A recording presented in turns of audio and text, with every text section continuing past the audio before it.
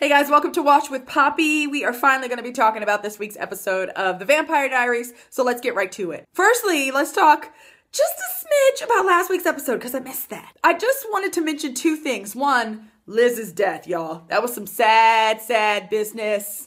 I was crying. It was super emotional, super emotional. Secondly, let's talk about Jeremy really quick. I just want to mention that I absolutely loved what they did with him. This whole Jeremy goes to art school was kind of like vague and like weird. And I was like, I don't know what's going on.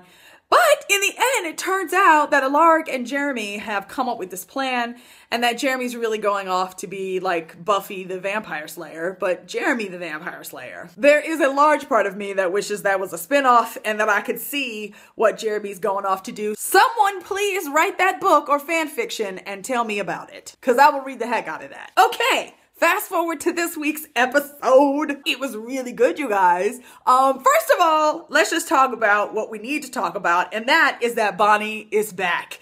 Finally! Now, backtracking just a little bit, let's talk about the whole Gemini coven drama, right? So we get that Joe is sick at the beginning of the episode, and then all of a sudden Kai's at the door and he's sick. And so they eventually figure out that it's a magical sickness. We get the magical sickness is because Kai merged with Luke and not with Joe, who he was supposed to merge with. And so he needs to take Joe's magic or everybody's pretty much gonna die. Like all of the Gemini coven's gonna die and all of the prison worlds, that is plural, are going to like open, like, and that's going to be a bad thing. I thought that a little addition of the fact that there were other prison worlds out there was kind of interesting. So when we flash to Bonnie, you know, in 1994, we get that things are kind of falling apart because of what's happening with Kai and Joe. It seems almost like the prison world that Bonnie's in and another prison world kind of like merge for a moment.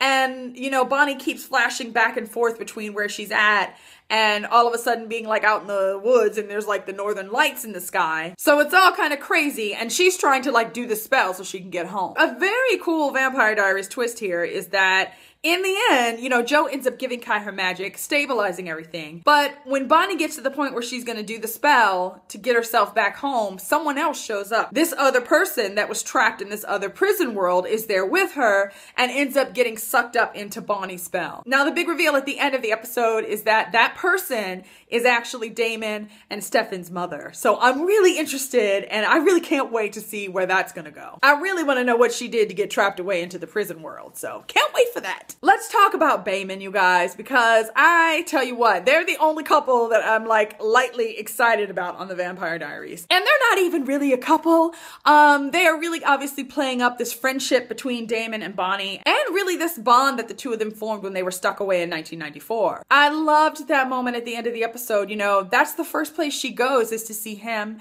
And he comes into the kitchen and sees the pancakes on the counter and realizes it's her.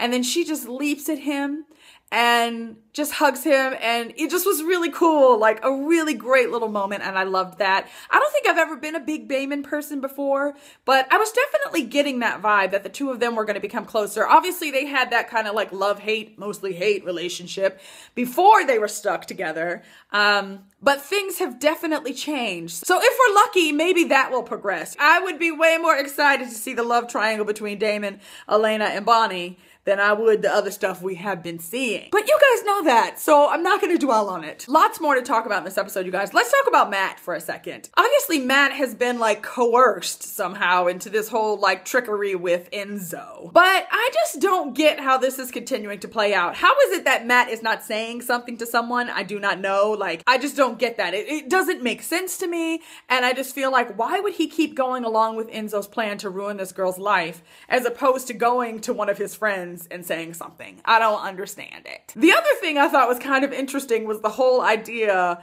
of Matt becoming a police officer. And not just that, but Tyler too. And I'm sorry, does police officer seem like a good idea with Tyler's little curse he's got going on? That seems like a one-way ticket back to werewolf land is what that seems like to me. But, you know, to see the two of them dressed in blues would be kind of interesting. And honestly would be kind of an interesting twist for both of their characters. So I hope that that kind of goes someplace. There was this whole bit with Damon in this episode where we get that, Sheriff Forbes asked him to do the eulogy for her funeral, and that takes him back to when he was supposed to do the eulogy for his own mother's funeral, but he couldn't do it. Like, in the end, he ended up not going to his mom's funeral because he couldn't think of the words to say, and because of, the grief of the fact that his mother's dead, even though technically she's not. I thought that moment was beautiful during the funeral, though, like when he realizes that the eulogy wasn't really about him trying to think of the right words for himself or like about how he felt, but that really the words were for Caroline. They were really for the people who loved Liz.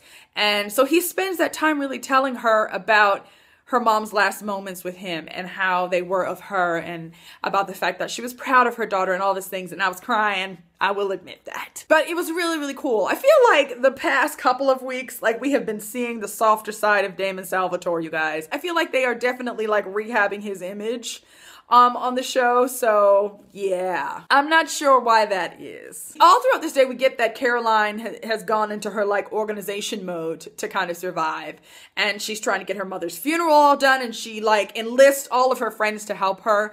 There was this beautiful little moment where she wakes up on the couch in the Salvatore's house, and all of her friends are there as well, but they're all asleep like around her, like they don't want to leave her. I thought that moment was so beautiful, and it was just like a visual kind of representation of what friendship is. But all throughout the day, we get that Elena feels like something is up with Caroline. And once the funeral is done and there's like a little reception, Caroline is kind of like, hey, I'm gonna go home. I want to be by myself for a bit. And Elena shows up and they have this conversation, and it comes out that basically Caroline has decided she is going to flip her switch. She's going to turn off her humanity so that she doesn't have to feel the pain that she's feeling. Earlier in the day, right, she tries to kind of have this conversation with Stefan about the fact that they kissed in the last episode. Really the most like awkward conversation ever. Like, let's talk about a relationship while I'm standing here in front of my dead mother's body. It was just like, what are you possibly thinking, girl? I think Stefan was a little unsure of what he was feeling at that moment, and he kind of tries to put it off and say like, let's talk about it later after you've dealt with this.